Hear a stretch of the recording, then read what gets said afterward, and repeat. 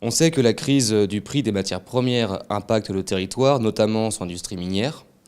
Les cours du nickel ont baissé, les 3 usines perdent de l'argent et le conflit des rouleurs est passé par là. Le fait de vouloir, dans cette période, relancer l'économie, n'est-il pas un vœu pieux? C'est une obligation.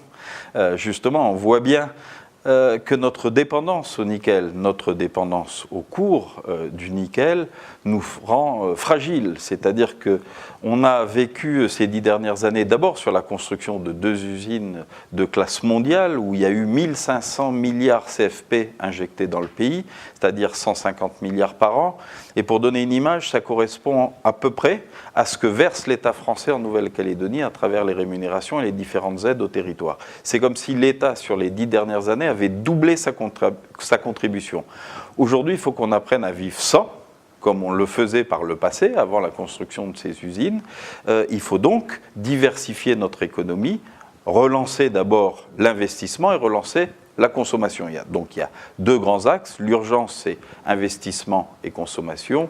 Et sur le plus long terme, les filières alternatives, l'agriculture, les énergies renouvelables, bien sûr le tourisme, la production locale, bref, tout ce qui génère de l'emploi et de l'activité en Nouvelle-Calédonie. Alors, comment on relance l'investissement dans une période comme ça? Eh bien, dans les efforts budgétaires que l'on a fait, on a préservé l'investissement. Le budget 2016 de la Nouvelle-Calédonie prévoit 15 milliards d'investissements, 15 milliards de travail donné aux entreprises, notamment du BTP ou des travaux publics, pour continuer à améliorer les infrastructures, les routes, etc., pour soutenir l'économie. On a fait également des mesures de soutien au secteur privé, en poursuivant des objectifs de politique publique, soutien au logement. On a besoin de logements en Nouvelle-Calédonie, donc on a fait ce qu'on appelle la défiscalisation sur le logement intermédiaire qui permet de construire 800 logements par an avec une aide de 30% de la Nouvelle-Calédonie, ce qui fait encore une enveloppe de 15 milliards sur 5 ans. On est intervenu auprès de l'État avec le député de la 2e circonscription qui nous a beaucoup aidé à cela.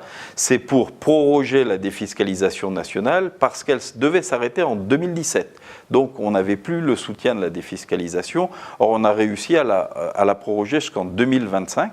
C'est fondamental puisque c'est avec cet outil qu'on construit des logements sociaux.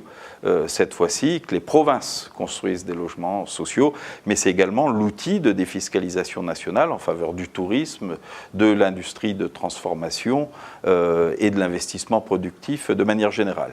Et vous savez également qu'on a le même outil en Nouvelle-Calédonie, ce qu'on appelle la défiscalisation locale pour les secteurs productifs.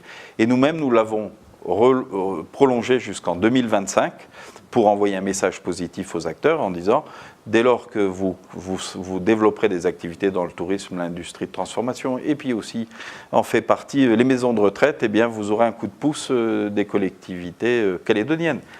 On a fait d'autres efforts. Il fallait financer le Néobus. Vous savez, le Néobus, il a été lancé en 2012-2013 par grand renfort de médias en disant on va faire un transport en commun collectif propre. Très bonne idée, excellent. Sauf que ce n'était pas financé. C'est un chantier à 20 milliards. Eh bien, nous l'avons financé. Nous avons prélevé sur la marge des importateurs de carburant, c'est-à-dire sur la marge des pétroliers, les 3 francs nécessaires au financement du Néobus. Et vous avez vu, il y a 15 jours, les premiers travaux, la première tranche de 2 milliards a été lancée, ce qui donne du travail également aux entreprises.